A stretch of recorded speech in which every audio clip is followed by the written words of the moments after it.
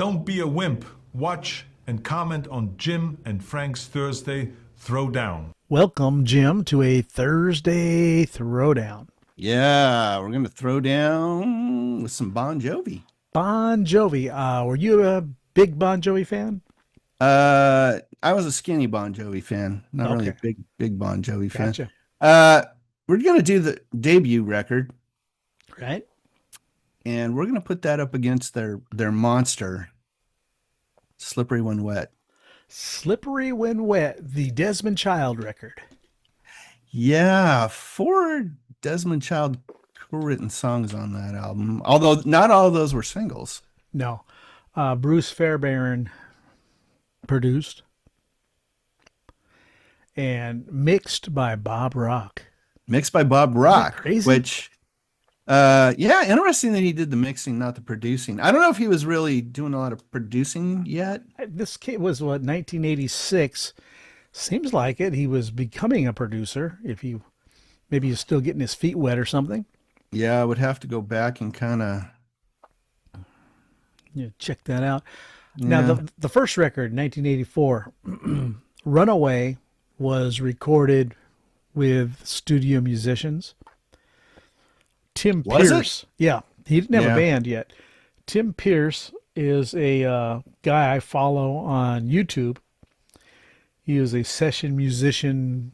He's made a Yeah. great living at it, and he's played on everybody and their brothers' records. Yeah, I don't follow him, but I know of him, Oh, and he's played on a gazillion and one yeah, records. I watch him play, and every very distinguished sound, and you know it's him, and it's amazing because he can pull any style out of his hat, Yeah. you know. But he didn't have a band yet, so he was shopping this single around, and his uncle, his cousin, somebody produced it. I want to say it's his uncle, Yeah, and so Tony Bon Jovi. Bon Jovi, they get this out. Runaway is a runaway hit, and Did it do that well? I mean, I know they were getting traction. on the East Coast, he is a New Jersey kid. Oh yeah. And so, matter of fact, Nick Sabo, right? Dave Sabo, Dave. who left, started with Bon Jovi and then left to join, actually Oh, start Skid Row, Skid Row. another Interesting. New I didn't know Jersey that. band. Yeah. But the singles, She Don't Know Me, Burning for Love, and Shot Through the Heart were singles. They had four singles off that? Four 'Cause singles off their I only remember debut. Runaway and She Don't Know Me. Right. And She Don't Know Me, I thought was a fantastic song. It's Catchy. I'm gonna be honest, it's my favorite Bon Jovi Okay. song. You know, I might be right there with you. I might. Now, the record did And go I think it's a platinum. cover. I don't know. I have to look I that don't one up. I don't think they wrote. I just saw that today. Somebody said Okay. like, "Oh, this is like a cover song." There were like four other people that covered it at the It's right around the same same time. time. I don't know who wrote it, but I have to look that up. um, I would say Bon Jovi's got the definitive version of it. Right. Not that I would know because I haven't heard any others, but Right. And I know I love that one. Sambora comes on. And they, the band comes together at that time, and they finally got it together. Yeah, they're all in the video for Runaway though. Right. They open up during this time for every major act there is. They toured with Kiss for a little while, and Oh, nice. but a bunch of other pretty good big bands. If they were on a tour, they would take anybody. My only gripe with Bon Jovi and that first record is it seems a little too heavily influenced for my taste to Bruce Springsteen's style of songs. Ooh, If you listen to the storytelling style of song and the way they wrote, so lyrically, you think he's yes, got kind of a Bruce Springsteen yeah, vibe going and, on? and that's not a bad thing. Don't get me wrong, because Bruce Springsteen sold a gazillion records, but you can tell there's an East Coast, New Jersey connection there. I don't know how you could be from New Jersey and not have that kind of Right. influence. I mean, they he's roughly our age. You probably heard Bruce Springsteen more times than he cared to I agree. even think about. Yeah. Now, in '86, "Slippery When Wet" comes out, and Yeah. I'm not a Bon Jovi fan. Bon Jovi seemed to me like he was a not just he, the whole band. They were tailor made for the girls. You know, it just Well, I was gonna say, whatever they were selling on that first record, I think it had a good chunk of that had to do with his looks. yes, I agree. He's a handsome guy. He looks great, great hair. Right. He's got that New Jersey Deep V Yep. t-shirts in the video, All whatever right. he's got going on. But they bring on, and they were against it, I guess, but they bring on Desmond Child. They were Yeah. against it. Yeah, they had somebody else that they were interested in, and the producer Desmond Child just lost my. Yeah, what happened? Oh, there you are. There it came back. Okay. Anyways, you give love a bad name, living on a prayer, wanted dead or alive, and never say goodbye. Great ballad. Great ballad. Four huge singles. Yeah, monsters. And I just was reading up. John didn't want to put Living on a Prayer on the record. I think Richie talked him into it, right? Yeah, he's like, no, this is gonna be a hit single. He's like, nah, I don't He think it's a wasn't very feeling strong it. song. Wasn't feeling it. And Yeah. can you imagine if they didn't have that song? I mean, it's Right. kind of their trademark. Yep. I agree. Wanted Dead or Alive is probably my of the later Bon Jovi tunes. I like the acoustic guitars, and I like that one. Um, Everybody was singing about being a cowboy at that time, though. I'm not really sure what the deal was. well, there were movies out. You remember Young Guns came out, and then later on that one song. They ended Young up doing a Guns. song for Young Guns, Yeah, Blaze of Glory. Blaze of Glory. Right, And right. they kind of just this was more of a modern Wanted Dead or Alive because he's riding his motorcycle and whatnot, but still had that Western 12-string appeal to it. Yeah, I love the intro of that song, by I the do way. too. Yeah. Never Say Goodbye. I talk about that. I'm not a big ballad guy because they all at that time everybody had to have one, Everybody had to have one. but I think he did it the best. He's a natural with his voice, and I think the band itself they are good as a band. I never cared for Richie Sambora as a solo artist. His I, music kind of bored me. oh, as a solo artist, I Yeah. was gonna say, listening back to this to Slippery When Wet, I think his guitar playing is really kind of coming into its own. I agree. I think Yeah. he's found his tone. I think he's really found his style. I really had to go back and listen to this because there was a lot I just, other than the singles, I didn't Right. remember a lot of it. Yeah. No, and I think that's the type of band they were. They are hot and cold on their records. Yeah, another thing that kind of bugged me, like I think some hard rock bands use keyboards effectively, Hmm. right? And I'll give you one off the top of my head, UFO, There you go. right? It's not the focal point.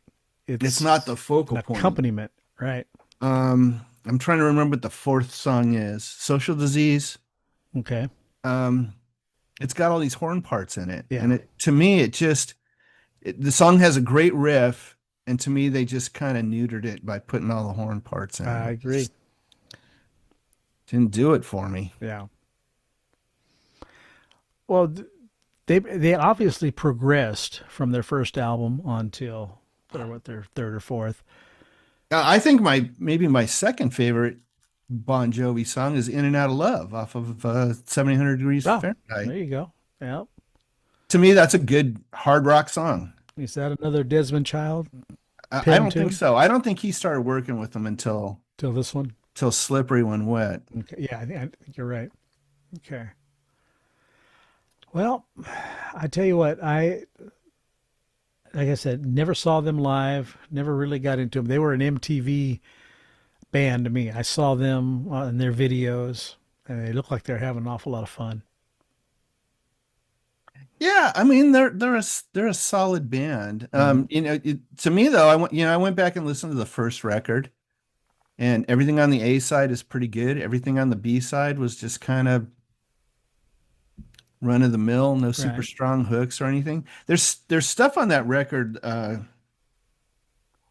that I think would probably translate much better live than it did on that Right. album. I think you're right. Um, because they have like little breakdowns in them and a few other things. There'd be opportunities to get the audience involved and whatnot. Right. And I just thought like, oh, this probably sounded great live, but it just kind of comes across flat on the record. Everything on that kind of B side of that first album.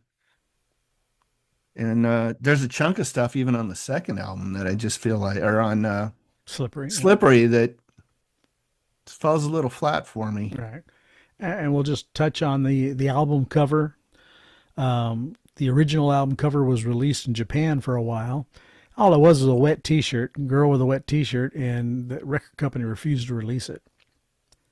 Well, in Japan they did. They sure did, and it's still I guess you available to can this I day. guess you can still get it in Japan, Yes, probably on the CD or something, but right. Let me ask you. I don't need that.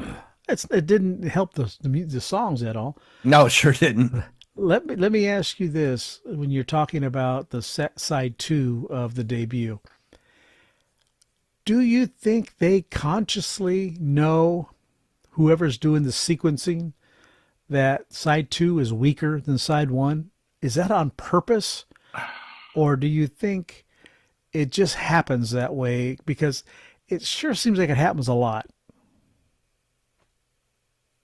Yeah, I think the weaker songs always go to the back of the queue, right? Right, And CDs were barely a thing at this point, right? I mean, right, I bought this album on vinyl, right? You couldn't even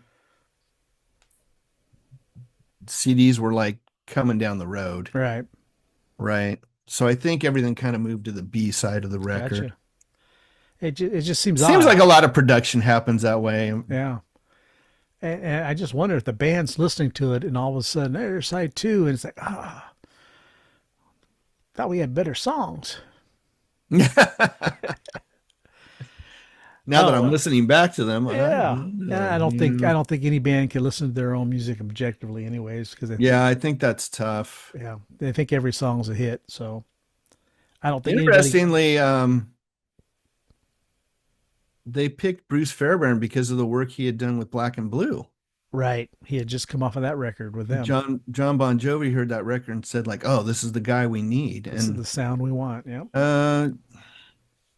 I think the Black and Blue album rocks a little Oh, harder. it's a different band completely. But Yeah. right, but they've got a little more commercial edge on that record too, Right. right? Yep. So I see what they were thinking. Like we've had two albums that have done kind of okay. Right.